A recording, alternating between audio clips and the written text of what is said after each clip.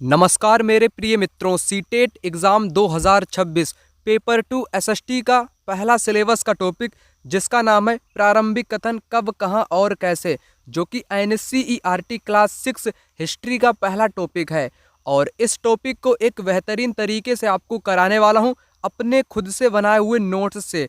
और कंप्लीट इस वीडियो में आपकी एनसीईआरटी भी हो जाएगी और उसके साथ अब तक जितने भी वर्षों में इस टॉपिक से क्वेश्चन पूछे गए वे भी क्वेश्चन आपके एक साथ यहाँ पर कंप्लीट हो जाएंगे। ठीक है ना। तो चलिए इस वीडियो को शुरू करते हैं। सबसे पहले हम बात यहाँ पर करेंगे प्रारंभिक कथन क्या कब कहाँ और कैसे। ठीक है ना। लोग कहाँ रहते थे, प्राचीन काल के जो लोग थे, जो मनुष्य थे, वे लोग कहाँ पर निवास करते थे, सबसे पहले हम लोग यही जानने का प्रयास करेंगे। ठीक है ना। तो सबसे पहले हम जान लेते हैं नर्मदा नदी के किनारे का क्षेत्र। कई लाख वर्ष पहले लोग नर्मदा नदी के तट पर रह रहे हैं, यानी कि अभी भी रह रहे हैं। ठीक है ना। नर्मदा नदी के किनारे तो यहाँ पर लोग जो रह रहे थे कई लाख वर्ष पहले से रह रहे थे। प्रारंभिक या आरंभिक लोगों में कुछ कुशल संग्राहक थे जो जंगल से फल, जड़ तथा जंगल से अन्य उत्पाद को संग्रह करते थे और जानवरों का शिकार भी किया करते थे। यानी कि नर्मदा घाटी के क्षेत्र में जो कई लाख पहले लोग रहा करते थे और वर्तमान में भी रह रहे हैं, वहाँ पर सबसे पहले शिकारी लोग भी रहा करते थे जिनको कुशल संग्राहक बोलते हैं। ये लोग जंगल से जितनी भी पदार्थ रहते हैं, जैसे फल हो गया, कंदमूल हो गया, पत्ते हो गया, यानी कि जितनी भी जंगल से खाने योग्य चीज होती थी या जानवरों का ये लोग शिकार भी किया करते थे। शिकार को बोलते हैं आखेट भी किया करते थे। तो ये नर्मदा की मैंने बात आपको बताई, इंपॉर्टेंट है। यहाँ से एक क्वेश्चन पूछा गया है, क्वेश्चन अभी आपको मैं नीचे करा दूंगा। उसके बाद आपने नर्मदा घाटी को समझ लिया। उसके बाद सुलेमान और किरथर की पहाड़ियाँ, यहाँ से बहुत क्वेश्चन बनता है, इंपॉर्टेंट लाइन है। सुलेमान और किरथर की पहाड़ियाँ आखिर हैं कहाँ? ये वर्तमान में पाकिस्तान और अफगानिस्तान वाले इलाके में पड़ती हैं। 8000 वर्ष पहले स्त्री व पुरुषों ने सबसे पहले गेहूं तथा जौ जैसी फसलों को उपजाना आरंभ किया। उन्होंने भेड़, बकरी, गाय, बैल जैसे जानवरों को पालतू बनाना शुरू किया। ये लोग गांव में रहते थे, है ना, गांव में रहते थे। सुलेमान किरथर के बारे में क्या मैंने आपको बताया? मैंने आपको दो बातें मुख्य तौर पे यहाँ पर बताई। 8000 साल पहले लोग यहाँ पर जो स्त्री पुरुष थे, इन्होंने गेहूं और जौ उगाया। क्या उगाया? गेहूं जौ उगाया। कब उगाया? 8000 साल पहले उगाया। और लोगों ने जानवरों को भी पालतू बनाना शुरू कर दिया, भेड़, बकरी, गाय, बैल को, है ना। और ये लोग गांव में रहा करते थे। दो तीन बातें इंपॉर्टेंट है, यहाँ से भी परीक्षा में क्वेश्चन आया है। क्वेश्चन अभी मैं आपको नीचे करा दूंगा। ठीक है। उसके बाद गारो तथा विंध्य की पहाड़ियां, ये कुछ अन्य क्षेत्र हैं जहां कृषि का विकास हुआ। यहाँ लोगों ने सबसे पहले चावल उपजाया। ये वे स्थान विंध्य के उत्तर में थे, है ना। तो चावल सबसे पहले कहाँ उपजाया गया? तो विंध्य की पहाड़ियाँ और गारो, क्वेश्चन बना है। तो चावल सबसे पहले कहाँ उपजाया गया? गारो और विंध्य की पहाड़ियाँ। जौ और गेहूं की मैं बात करूं, जौ प्लस गेहूं की बात करूं, तो ये सबसे पहले सुलेमान और किरथर की पहाड़ियाँ, जो मैंने अभी आपको नोट डाउन करा ना, 8000 साल पहले स्त्री पुरुष ने मिलके उगा दिया। क्या उगा दिया? गेहूं और जौ जैसी फसल को उपजाना शुरू कर दिया। और गारो की पहाड़ियां में सबसे पहले लोगों ने चावल को उपजाया। ये दो बातें क्लियर होनी चाहिए। अब मैं बात कर लेता हूं और एक महत्वपूर्ण पॉइंट, सिंधु तथा इसकी सहायक नदियां। लगभग 4700 वर्ष पहले इन्हीं नदियों के किनारे कुछ आरंभिक नगर फले फूले। सिंधु नदी के किनारे कौन सा नगर फेमस है प्राचीन काल का? आप कहोगे सिंधु, सिंधु घाटी सभ्यता, मोहनजोदड़ो, है ना। तो हड़प्पा, ये सारे क्षेत्र आपके लगते हैं। ठीक है ना। तथा समुद्र तटवर्ती इलाकों में नगरों का विकास हुआ लगभग 2500 वर्ष पहले। इंपॉर्टेंट है, नगर का विकास 2500 वर्ष पहले हुआ। हड़प्पा भी इसी में शामिल आता है आपका, सिंधु नदी के किनारे। उसके बाद गंगा व इसकी सहायक नदी। गंगा के दक्षिण में इन नदियों के आसपास का क्षेत्र प्राचीन काल में मगध के नाम से जाना जाता था। मगध के शासक शक्तिशाली थे, एक विशाल राज्य स्थापित इन्होंने किया था। ठीक है ना। तो इतना कंसेप्ट मैंने बताया, इनसे बहुत सारे क्वेश्चन पूछे गए हैं। और एक बात मैं आपको बता दूं, जितने भी नए मित्र इस वीडियो को पहली बार देख रहे हैं तो वो लोग इन नोट्स को ले सकते हैं। नोट्स में आपकी 60 नंबर की कंप्लीट तैयारी हो जाएगी, अलग से कुछ भी नहीं आप लोगों को पढ़ना पड़ेगा। और इन नोट्स में आपको कंप्लीट हिस्ट्री मिलेगा, NCERT 6 to 8, complete geography 6 to 8, complete polity 6 to 8, और एसएसटी पेडागोजी भी इसमें शामिल होगी, यानी कि 60 नंबर की पूरी तैयारी आपकी हो जाएगी और नोट्स का प्राइस 199 रुपये रहेगा। ठीक है ना। व्हाट्सअप नंबर आपकी स्क्रीन पर शो हो रहा है, इस नंबर पे आप मेरे से कॉल करो, मैं खुद आपसे बात करूंगा और आपको नोट्स प्रोवाइड कर दूंगा। ठीक, उसके बाद इतना मैंने आपको बताया, अब इनसे रिलेटेड क्वेश्चन कराने की बारी आ जाती है, फिर मैं आगे का कंसेप्ट आपको बताऊंगा। क्वेश्चन आपकी स्क्रीन पर, मनुष्य ने कुछ क्षेत्रों में लगभग 8000 वर्ष पहले गांव में रहना आरंभ किया, निम्नलिखित में से कौन से क्षेत्र थे? 8000 वर्ष पहले की बात कर रहे हैं ना, तो नर्मदा के पास यहाँ पर लाख वर्ष में आएगा क्या? ये लाखों वर्ष में आएगा आपका। ठीक है ना। तो सुलेमान और किरथर की पहाड़ियाँ, ये उत्तर आपका सही आंसर हो जाएगा। ठीक है ना। 8000 वर्ष पहले गांव में रहना शुरू किया था सुलेमान और किरथर की पहाड़ियों में। मैंने आपको बताया ना, सुलेमान और किरथर की पहाड़ियाँ, यहाँ पर ये देखो 8000 साल पहले यहाँ पर जौ और गेहूं भी उगाया था लोगों ने और रहना भी प्रारंभ किया था। अब नेक्स्ट क्वेश्चन आपको कराऊंगा जौ और गेहूं से रिलेटेड, ढूंढ लेते हैं उस क्वेश्चन को भी। ठीक है ना। तो पहला समझ में आ गया। उसके बाद मैं आपको क्वेश्चन करा देता हूं जो मैंने अभी आपको बात बताई गेहूं और जौ की। तो क्वेश्चन नोट्स आप लोग देख ही पा रहे होंगे, क्वेश्चन आपकी स्क्रीन पर आ चुका है इस प्रकार से, गेहूं व जौ जैसे फसल उगाने के सर्वप्रथम साक्ष्य निम्नलिखित में से किस स्थान पे मिले? तो सुलेमान और किरथर हिल्स, ये फोर्थ विकल्प सही उत्तर हो जाएगा। आपने यहाँ पर देखा किस प्रकार से कंसेप्ट से किस टाइप का क्वेश्चन बनता है, वो भी दो अलग अलग प्रकारों से। एक तो आपसे 8000 साल का पूछ लिया, 8000 साल का पूछ लिया है ना, और दूसरा आपको पूछ लिया गेहूं जो सबसे पहले किस स्थान पे उगाया गया, तो सुलेमान और किरथर की पहाड़ियों में उगाया गया। और ठीक है ना, तो इतना आपको समझ में आ गया। उसके बाद मैं आगे बात कर लेता हूँ। आगे यहाँ पर बताया गया है, ठीक है ना, आगे यहाँ पर क्या बताया गया है, क्वेश्चन आगे है यहाँ पर, आगे यहाँ पर है प्राचीन काल में मगध किसको बोलते थे? तो गंगा का जो दक्षिणी भाग था, गंगा का जो दक्षिणी क्षेत्र था, उसको प्राचीन काल में मगध के नाम से जाना जाता था। ठीक है ना। दक्षिण का जो गंगा का जो दक्षिण क्षेत्र है, जो बिहार में, जिसको मुख्य तौर पे हम लोग मगध बोलते हैं, मगध में शक्तिशाली राजाओं ने शासन भी किया है, तो दक्षिण भाग को बोलते हैं। ठीक है ना, गंगा। तो ये मैंने आपको बताया ना, गंगा के दक्षिण में इसको मगध के नाम से जानते हैं। ठीक, उसके बाद जितना मैंने पढ़ाया उतना मैंने क्वेश्चन करा दिया, और आपका यहाँ पर कंसेप्ट और है उनको भी यहाँ पर आपको कराता हूँ। देश के नाम, देश के नाम क्या है? देश के नाम, इंडिया शब्द इंडस से निकला है, जिसे संस्कृत में सिंधु कहा जाता है। लगभग 2500 वर्ष पहले ईरानियों तथा यूनानियों ने सिंधु को हिदोस या इंदोस और सिंधु नदी के पूर्व में स्थित भूमि प्रदेश को इंडिया कहा। तो हम लोगों का ये कहना नहीं है इंडिया, ना ही भारत का निकला शब्द, ये विदेशी शब्द हैं। ठीक है ना। इंडिया शब्द इंडस से निकला है और संस्कृत में सिंधु कहा जाता है। ठीक, 2500 वर्ष पहले की बात है। ईरानी लोग आए भारत में, यूनानी लोग भारत में आए, ये लोग बोल ही नहीं पाते थे, है ना, हिंदू नहीं बोल पाते थे, तो इन्होंने सिंधु नदी को ना, सिंधु वाला जो क्षेत्र था, सिंधु नदी वाला क्षेत्र था, सिंधु को ईरानी लोग ने बोला हिदोस, क्या बोला? हिदोस। और यूनानी लोग फिर आए, इन्होंने इंदोस कर दिया, सिंधु बोल ही नहीं पाते थे तो इंदोस कर दिया। धीरे धीरे यही शब्द इंडिया में तब्दील हो गया, है ना, इंडिया में तब्दील हो गया।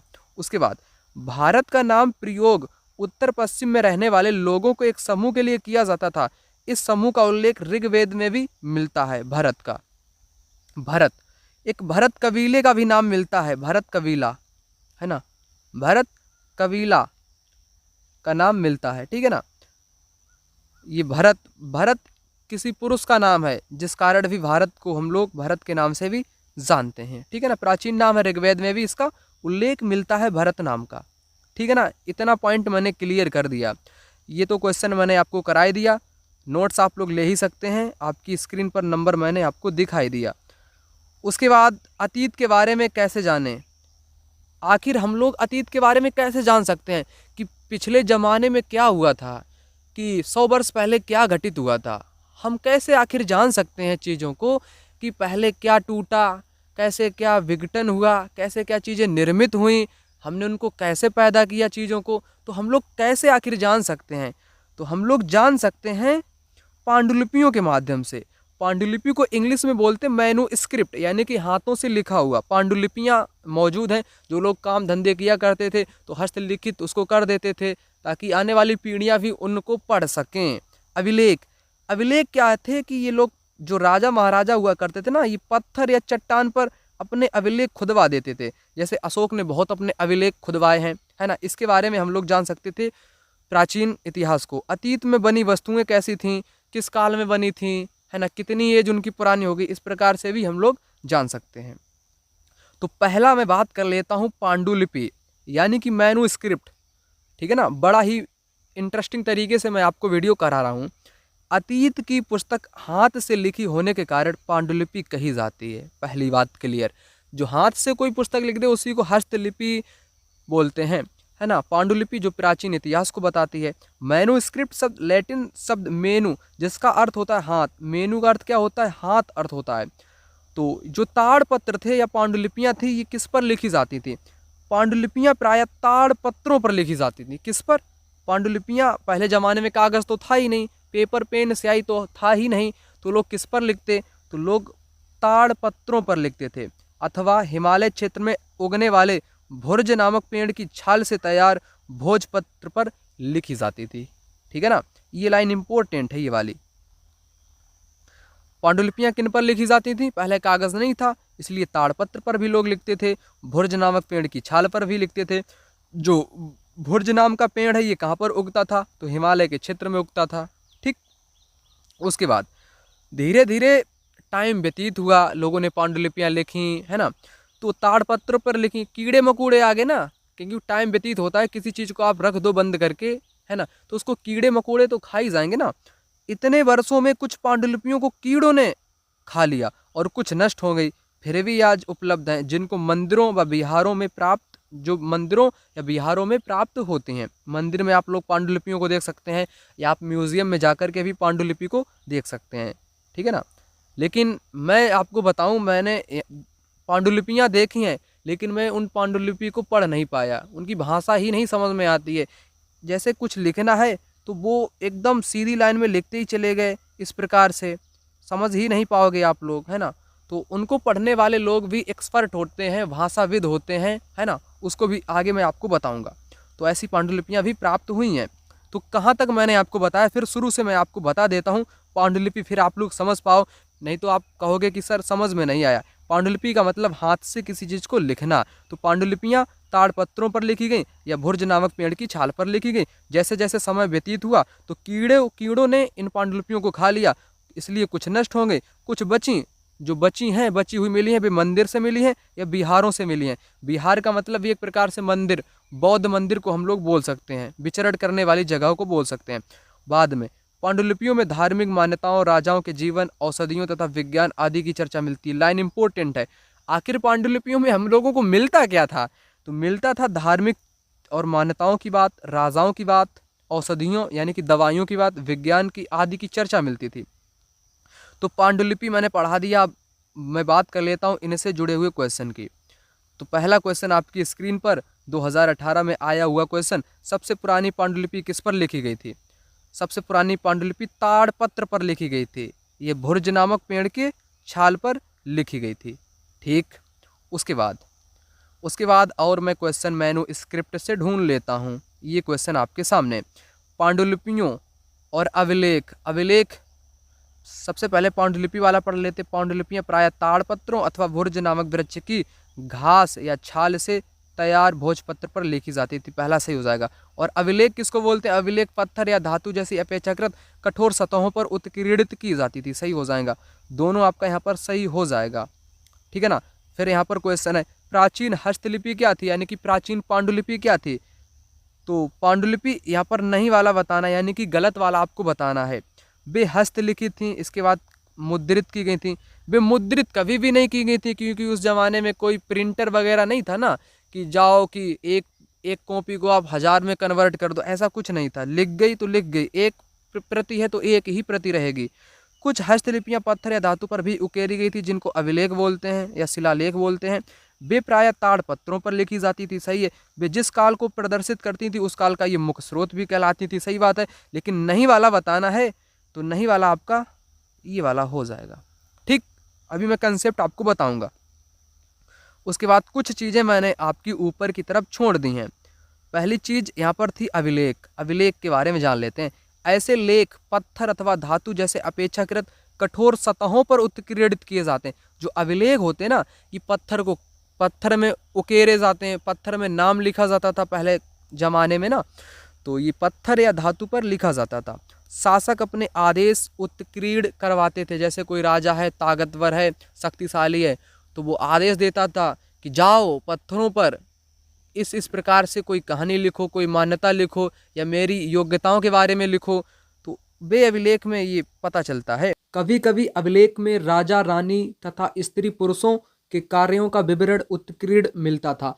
कभी कभी अभिलेखों में जितने भी स्त्रियों और पुरुषों ने अपने कार्यों का विवरण दिया था, वो भी कभी कभी अभिलेखों में उत्कीर्णित करवाया जाता था। शासक लड़ाइयों में अर्जित विजय का लेखा जोखा रखते थे। जो शासक लड़ाइयाँ करते थे, जो शासक विजित हो जाता था, जीत जाता था युद्ध को, तो वो अपने अभिलेख में युद्धों का भी जिक्र करता था। उसके बाद मैं बात कर लूँ, जो मैंने आपको अभिलेख अभी बताया, अभिलेख वाला स्टेटमेंट यहाँ पर आप लोग देख सकते हैं, जो कि पत्थर तथा धातु जैसी अपेक्षाकृत कठोर सतह पर खुदे होते हैं या उत्कीर्ण किए जाते हैं। ठीक है ना, तो आप लोग समझ गए इसको। उसके बाद मैं बात कर लेता हूँ कुछ नेक्स्ट पॉइंट की, जो कि इम्पोर्टेंट है परीक्षा के लिए। नोट में मैंने यहाँ पर लिखा है, अफगानिस्तान के कंधार से प्राप्त अभिलेख जिसको अशोक ने उत्कीर्ण करवाया। इस अभिलेख में यूनानी तथा अरामेइक नामक दो भिन्न लिपियों तथा भाषाओं में है। कहने का मतलब है, अशोक जो राजा महान कहलाता है, उसने अपने तमाम अभिलेख खुदवाए थे, है ना। तो उसका एक अभिलेख प्राप्त हुआ है अफगानिस्तान के कांधार से। उस अभिलेख में उसमें विभिन्न लिपियों और भाषाओं का प्रयोग किया गया है। मुख्य तौर पर यूनानी तथा अरामेइक नामक लिपियों या भाषाओं का इस्तेमाल किया गया है। यहाँ से परीक्षा में क्वेश्चन आया हुआ है, ठीक है ना। एक क्वेश्चन यहाँ से परीक्षा में आया हुआ है, वही मैं आपको सबसे पहले क्वेश्चन कराता हूँ। क्वेश्चन है, निम्नलिखित में से किस स्थान पर अशोक के अभिलेख ग्रीक अरामाइक भाषाओं में पाया गया है। तो कांधार, कहाँ से पाया गया, कांधार कहाँ पर है, अफगानिस्तान में है। उसके बाद आगे यहाँ पर है पुरातत्वविद। पुरातत्वविद किसको कहते हैं, जो प्राचीन काल की वस्तुओं के ज्ञाता होते हैं, विद्वान होते हैं, उनको पुरातत्वविद बोलते हैं। अतीत की वस्तुएं जो प्रयोग में लाई जाती थी, ऐसी वस्तुओं का अध्ययन करने वाला व्यक्ति पुरातत्वविद कहलाता था। पुरातत्वविद पत्थर और ईंट से बनी इमारतों के अवशेषों, चित्रों तथा मूर्तियों का अध्ययन करते थे। जो पुरातत्वविद होता था वो किन वस्तुओं का अध्ययन करता था, वह पत्थर का भी अध्ययन करता था, ईंट से बनी इमारतों का भी अध्ययन करता था, अवशेषों का अध्ययन करता था, चित्रों का, मूर्तियों का, इन सब का वो अध्ययन करता था। उसके बाद पुरातत्वविद दोस्तों जानवरों, चिड़ियों तथा मछलियों की हड्डियां भी ढूंढा करते थे, है ना। इनसे क्या पता चलता था कि अतीत में लोग क्या खाते थे। अगर मान लो पुरातत्वविद को जानवर की हड्डियां मिल गई, पक्षी की हड्डी मिल गई, मछली की हड्डी मिल गई, तो इनसे पता चलेगा, अगर मछली की हड्डी मिल गई तो पुरातत्वविद कहेगा कि यहाँ पर मछलियाँ रही होंगी और लोग भोजन के लिए मछलियों का उपयोग करते होंगे, ठीक है ना। तो इसी प्रकार से अध्ययन किया जाता है। क्वेश्चन है आपके सामने, वह व्यक्ति क्या कहलाता है जो ऐतिहासिक वस्तुओं का अध्ययन करता है। तो पुरातत्वविद कहलाता है, परीक्षा में आया हुआ क्वेश्चन, ठीक है। उसके बाद ये सबसे महत्वपूर्ण है, ठीक है ना, ये ज़्यादा इम्पोर्टेंट आप लोग कर लेना। जितना मैंने आपको अभी तक बताया उससे रिलेटेड सारे लगभग मैंने क्वेश्चन आपको करा ही दिए, ठीक है ना। और मैं एक बार नीचे से क्वेश्चन को देख लेता हूँ, ठीक। हाँ, अब मैं बात कर लेता हूँ इन्हीं पॉइंट का। इन पॉइंट में कई लोग जो नए होते हैं उनको कन्फ्यूज़न होता है, वो कन्फ्यूज़न आपका यहीं पर दूर हो जाएगा। बिफोर क्राइस्ट, बीसी आपने लिखा देखा होगा, बीसी को ईसा पूर्व भी बोलते हैं। क्या बोलते हैं, ईसा पूर्व। ईसा पूर्व क्या होता है, आखिर ईसवी क्या होता है ना, जिसको एडी बोलते हैं, ये आखिर होता क्या है, ये कैसे चलता है। तो चलिए इसी को समझाते हैं। बिफोर क्राइस्ट यानी कि बीसी, जिसको ईसा पूर्व बोलते हैं। ईसा पूर्व का मतलब ईसा मसीह के जन्म से पहले का जो टाइम काल होगा उसको ईसा पूर्व बोलते हैं, ईसा मसीह के जन्म से पहले। बीसी का मतलब बिफोर क्राइस्ट, यानी ईसा मसीह के जन्म के पहले का समय। इसका इस्तेमाल उस समय के लिए किया जाता है जो 1 ईस्वी एडी से पहले था। उदाहरण के लिए यदि हम कहते हैं कोई घटना 500 बीसी में हुई, यानी कि 500 ईसा पूर्व में कोई घटना घटित हुई है, तो इसका मतलब है कि ईसा मसीह के जन्म के 500 साल पहले यह घटना घटित हुई है। जैसे मैं एक यहाँ पर लाइन ड्रॉ कर लेता हूँ इस प्रकार से। टाइम यहाँ पर है आपका एक, क्या है यहाँ पर है एक, उसके बाद यहाँ पर 2 आएगा, यहाँ पर 3 आएगा, यहाँ पर 4 आएगा, यहाँ पर 5 आएगा। यहाँ पर आपका उल्टा क्रम चलेगा, ठीक है ना। यहाँ पर आपका उल्टा सिस्टम चलेगा। यहाँ पर 99 होगा, फिर आपका 98 होगा, फिर 97 होगा, फिर यहाँ पर 1 आ जाएगा, इस प्रकार से, ठीक है ना। समझ गए ना आप। तो यही मतलब होता है इसका। जैसे मैं बात करूं 500 ईसा पूर्व में और आज के समय में कितना मतलब कि वर्ष हो चुका है, कितना वर्ष गुजर चुका है, तो वर्तमान में आप लोग 2000 वर्षों की गणना करेंगे, उसमें इस 500 को आप लोग जोड़ देंगे तो 2500 वर्ष पहले की बात। कब की बात? 2500 वर्ष पहले की बात यहाँ पर कही गई है। उसके बाद बिफोर कॉमन एरा, बीसीई सामान्य युग से पहले, जिसका अर्थ है सामान्य युग से पहले। बीसीई और बीसी का अर्थ एक जैसा होता है, ठीक है ना, दोनों का अर्थ एक जैसा होता है।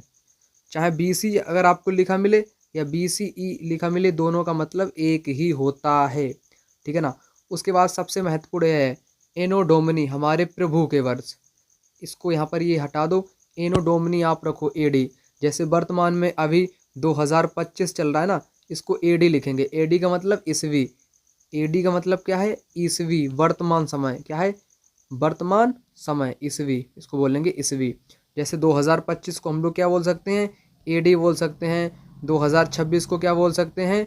हम लोग एडी बोल सकते हैं, है ना। 2030 को क्या बोल सकते हैं? एडी बोल सकते हैं।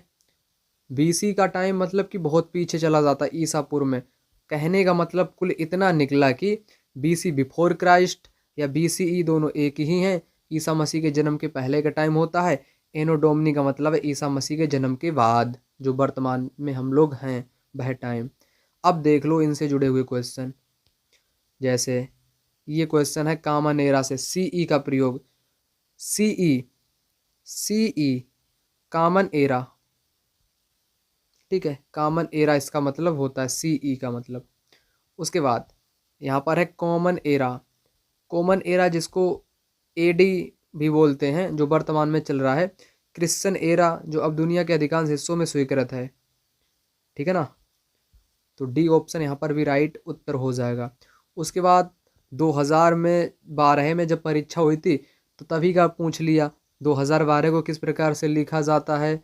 अब परीक्षा आप लोग 2026 में दोगे, चाहे 27 में दोगे, तब एग्जामिनर आपसे पूछ लेगा कि 2026 को कैसे लिखेंगे। तो 2026 को एडी करके लिखेंगे, एनो डोमिनी या ईस्वी। तो क्या होगा? एडी 2012, इस प्रकार से लिखेंगे वर्तमान स्थिति को, ठीक है ना। उसके बाद बीसीई का तात्पर्य क्या है? बीसीई बिफोर कॉमन एरा, ठीक है ना, बिफोर कॉमन एरा। तो सारे क्वेश्चन भी मैंने आपको करा दिया, पूरा मैंने कंसेप्ट NCERT का करा दिया। दोनों चीज़ आपकी क्लियर हो चुकी हैं। आप लोग इन नोट्स को अवश्य रूप से ले लेना। इस नंबर पे आप लोग कॉल करके या व्हाट्सएप पर मैसेज करके इन नोट्स को आप लोग प्राप्त कर सकते हैं। कोई भी डाउट हो, कोई भी दिक्कत हो, कमेंट बॉक्स में कमेंट करें या इस नंबर पे आप लोग मैसेज करें, नोट्स आपको मिल जाएगा। मिलते हैं दूसरी वीडियो में, तब तक के लिए जय हिंद, वंदे मातरम।